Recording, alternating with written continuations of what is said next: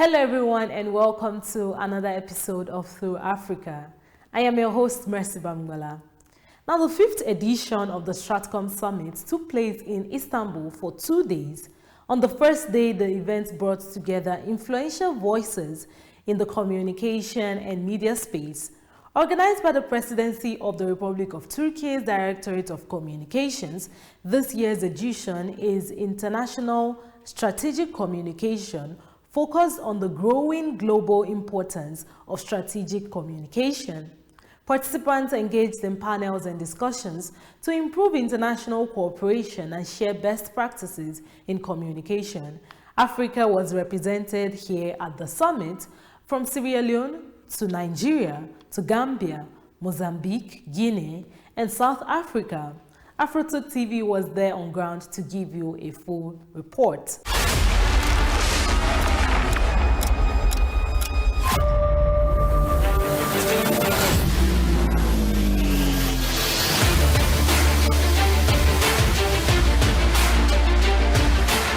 Disruption is what happens when an international system loses its moral compass, its strategic coherence, and its ability to produce legitimacy. Crises follow when institutions designed to maintain peace and security can no longer contain conflicts, prevent escalation, or create pathways to peace.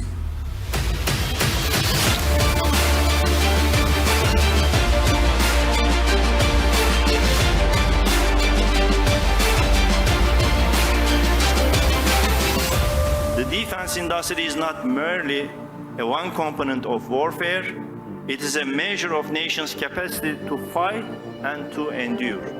In a very real sense, it represents the war itself.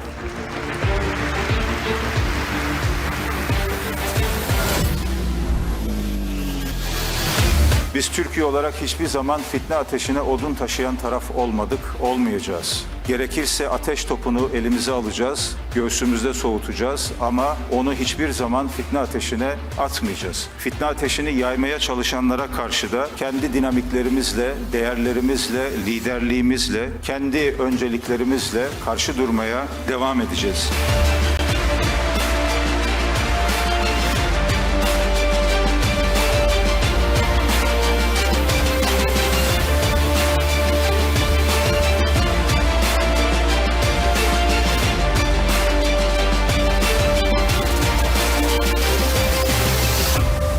I'm confident that this summit will stand as a meaningful milestone, a step toward a more just international order and a more transparent, accountable communication ecosystem.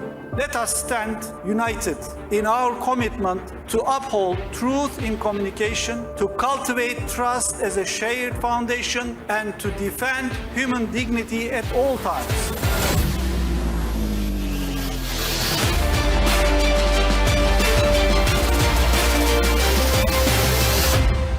Kıymetli misafirler, İkinci Cihan Harbi sonrası galipler eliyle tesis edilen uluslararası sistem neredeyse her alanda büyük bir meşruiyet krizi yaşıyor.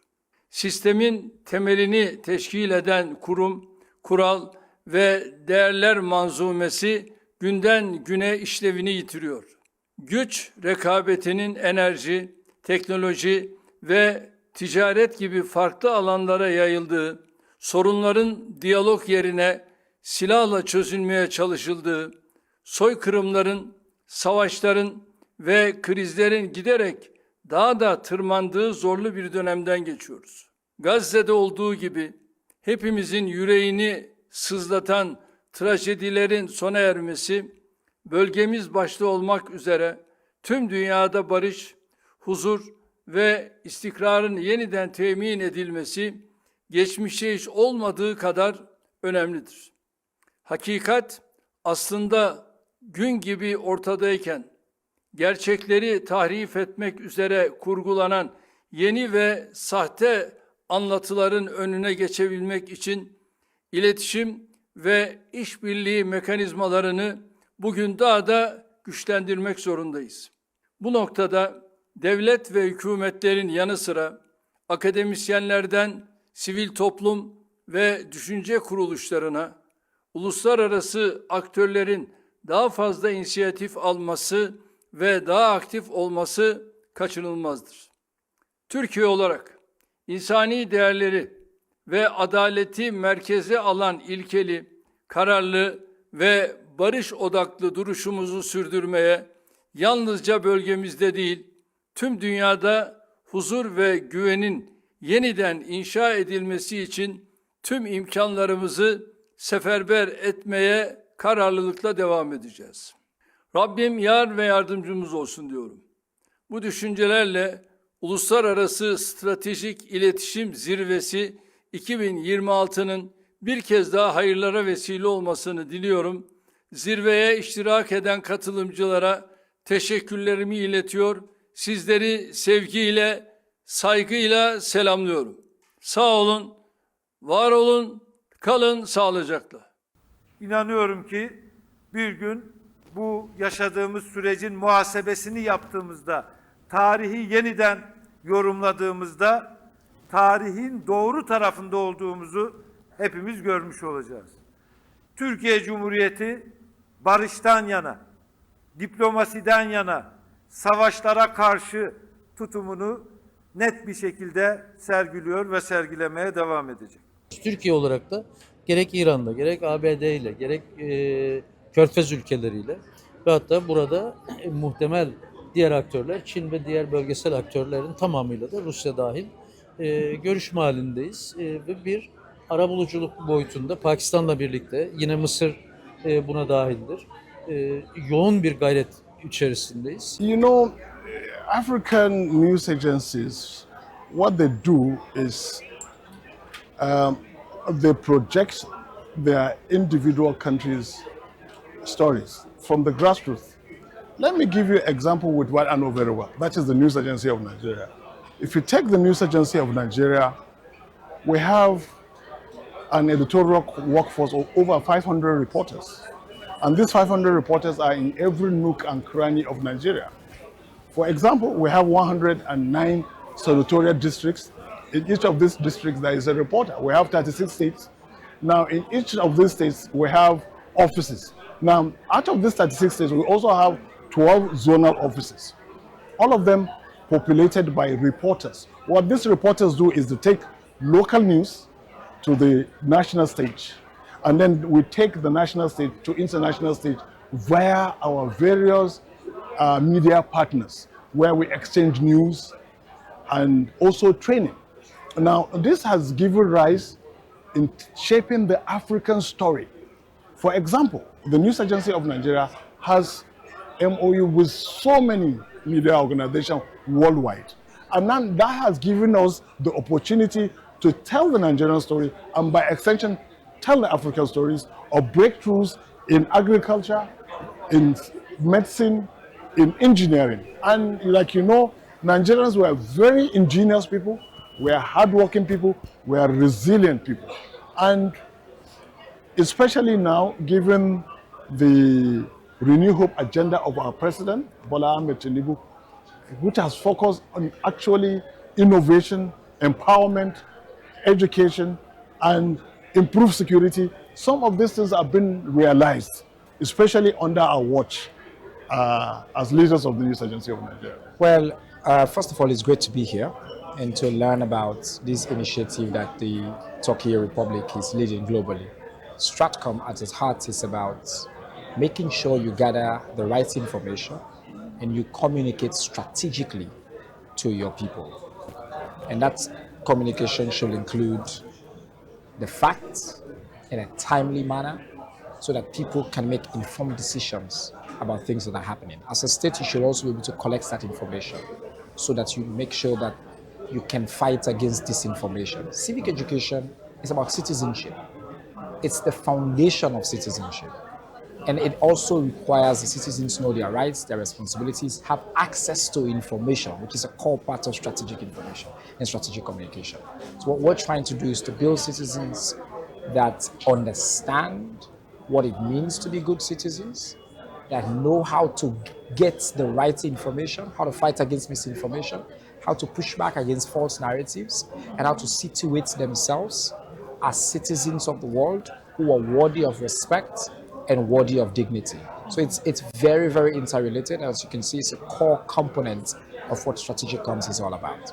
This summit is important because the summit that brings world leaders, policymakers, academics, researchers, politicians, media practitioners to discuss current challenges in terms of strategic communication, but also identify some of the opportunities available to deal with the most pressing issues of our time, which is information distrust, phenomena like misinformation, disinformation, and how they bring in and erode public trust in public information, challenging institutions that have endured for hundreds of years. With new technologies, with AI. So it's a very important summit. That is why it's my second time I'm attending this summit. And the government takes this summit very seriously. Well, we are having the second day of Stratcom today here in Istanbul. Stratcom is an organization in which lawmakers, policymakers, decision makers from across the world come together to discuss the recent dynamics of strategic communications. And this year, the theme is actually put around the search for new order, right? This is an extremely important question on the table because, as you know, there are huge global crises across the world today. And as Turkey, under the leadership of Mr. Recep Tayyip Erdogan, we are striving for what we call a fair world, in which people have say and rights when it comes to global developments, right? And therefore, this year, on the one hand, we are discussing the new developments in the international order. On the other hand, we are discussing the new developments in the technology field, most notably the AI. Putting those two tracks together, we have a very complicated picture. We have a lot of dynamicity and vagueness with regards to what future brings. But we have hope also. I think the punchline of the meeting today is that we should all work together and try to establish a fair world, a fair political international system, and a fair technology system. We need to come up with a new technology development culture in which technology is not used as a weapon to, maybe pressurize people or push people around. And I think we took a very good step forward today. Well, the Stratcom Summit 26 has been a good opportunity as we find, because we are having a good opportunity to hear from the world experiences and the oldest countries in the world about the strategic communication and its value for the states, for the global peace, for the global environment, and for the development process. So the Stratcom Summit 26 has been a good opportunity, and we are delighted with the discussions that we have been held during the different panels, and we are learning much, and we think that with this event we are going to take some lessons to see how we can strengthen our communication in Mozambique. Because in Mozambique we also hold this strategic communication as a good tool to strengthen the narrative of governance, but also to see how we can connect the people to the public policies and also the peacemaking inside the country. First of all, we are so happy that we are attending this prestigious event. Stratcom, one of the most prestigious events regarding to strategic communication, countering and combating misinformation and disinformation. This event is very important because it's gathering all the policymakers, academic journalists all over the world to discuss, to exchange the practical and theoretical knowledge and also the experience itself. You know that we are living in a time where the information follow all the time, and the production of information and narrative that lead to conflicting in the narrative. So now we have a lot of discussion regarding how to produce a narrative, how our narrative here in the region and together can put on the table can be a powerful narrative and also rightful narrative as it is. And so it's very important, and also we have discussed the dangers of misinformation and disinformation. You know, in time of war and conflict, we usually not talking about strategic communication, about communication, because communication need two ways, two partners. Now we are talking about informational war. Today, Professor Ibrahim Cullen spoke about the informational catastrophe. We are now, after the recent escalation in the Middle East, we are in position or situation of informational catastrophe. So we need to share this kind of experience and knowledge in order to find a common ground for all the countries to combat misinformation and disinformation. Ok, merci pour la question. Je pense que c'est une question très importante. La transformation numérique a beaucoup d'impact. Et je pense qu'aujourd'hui, tous les États doivent s'adapter. Et compte tenu de l'avènement du numérique et de la digitalisation, les États doivent s'imposer et de se transformer.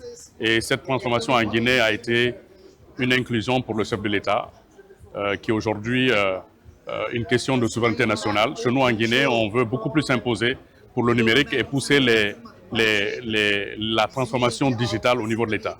Également amener l'inclusion, que ce soit dans le système bancaire, que ce soit dans la transmission et la diffusion de l'information. Je pense que c'est une très bonne chose. Donc voilà un peu. And with that, we have come to the end of today's episode of Through Africa. If you'd like to send us questions or suggestions on the show as you have watched today, you can kindly do so on all our social media handles as AFROTURK TV. I'll see you in the next one. Until then, stay safe and goodbye.